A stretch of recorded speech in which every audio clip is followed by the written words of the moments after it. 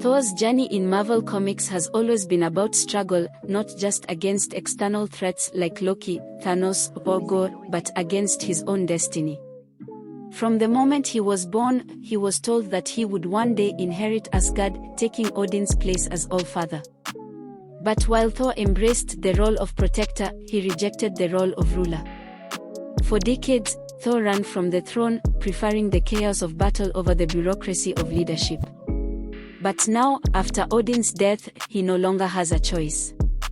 He has become King of Asgard, and with that title comes a weight far heavier than Mjolnir, the burden of rule, responsibility, and impossible decisions. But what makes this shift so fascinating isn't just that Thor is struggling to be king. It's that he's discovering why Odin ruled the way he did. He's learning firsthand that power isn't just about strength, it's about wisdom, restraint, and sacrifice. And worst of all, he's starting to fear something he never imagined. What if Odin wasn't wrong? What if Thor has no choice but to rule the same way his father did? This isn't just a story about Thor becoming a king. It's a story about whether he can survive the throne without losing himself. Why Thor never wanted to be king, a warrior's dilemma. Thor's reluctance to rule isn't just about avoiding responsibility, it's fundamental to who he is. To understand why he resisted the throne for so long, we have to break down the core elements of his character. 1. The warrior who thrives in chaos. Thor was born into war. From the moment he was strong enough to lift a sword, he fought alongside Asgardian warriors, proving himself in battle against frost giants, dark elves, and cosmic threats.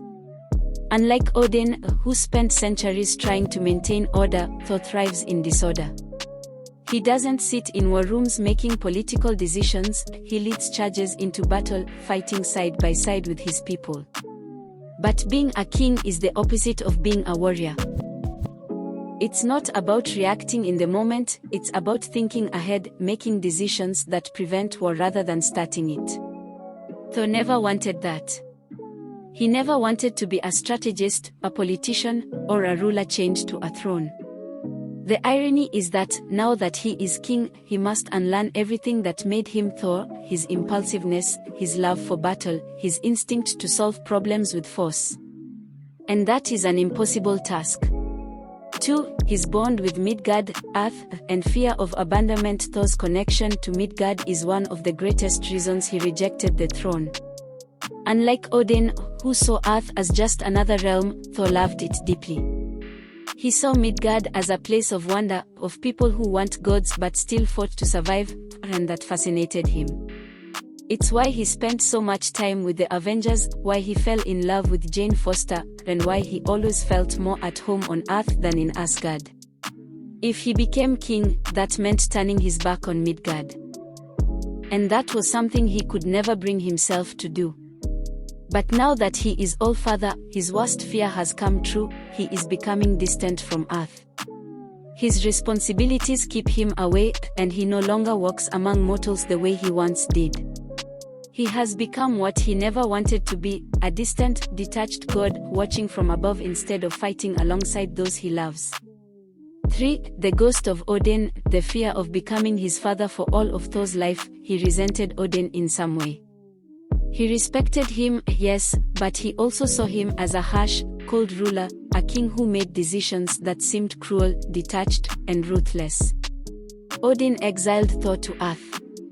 He sent him into war knowing he might die. He made decisions that sacrificed individuals for the greater good of Asgard. Thor spent centuries promising he would never rule like Odin. He would be different. He would be a kinder king, one who led with compassion instead of fear. But now that he sits on the throne, he is realizing something horrifying: Odin was right.